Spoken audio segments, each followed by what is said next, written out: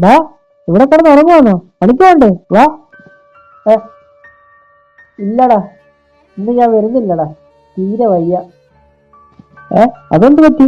ഇന്നലെ വൈകിട്ട് ഇങ്ങോട്ട് വരുമ്പോ ഒരു കുരുവില്ലാതെ നിനക്ക്. എന്റെ പൊന്നളിയാ, ഇന്നലെ പണി കഴിഞ്ഞ് വൈകിട്ട് ഇങ്ങോട്ട് വന്നപ്പോഴേ വഴി വെച്ചിട്ട് ചേട്ടനെ ഒന്ന് കണ്ട്.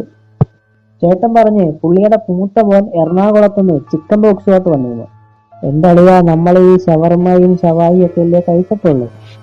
ഈ ചിക്കൻ ബോക്സ് എന്താണെന്നൊന്ന് അറിയണമല്ലോ. ഞാൻ വന്ന് കുളിച്ചിട്ട് രാത്രി ചേട്ടന്റെ വീട്ടിലോട്ട് പോയി. അവിടെ ചെന്നപ്പോ അവൻ ബാത്റൂമിലാണ്. അടുക്കളയിലൊക്കെ ഒന്ന് നോക്കിയതൊക്കെ ഒന്നും കണ്ടില്ല. അവന്റെ വ്യാഴ ആ റൂമിൽ ഇരിക്കുന്നുണ്ട്. ഞാൻ കയറി വ്യാഴൊക്കെ തുറന്നു നോക്കിയപ്പോ അവന്റെ കുറച്ച് മെഷീന് ശക്തി മുണ്ടൊക്കെ ഉണ്ട്. ഞാൻ വിചാരിച്ച് അവർ തിന്ന് തീർത്ത് കാണുമെന്ന്.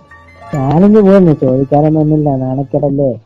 വന്ന് വെളുപ്പാങ്കാലത്ത് ആയപ്പോ എന്റെ പൊന്നളിയ ഭയങ്കര കിടുങ്ങലും ദേവമേനയും.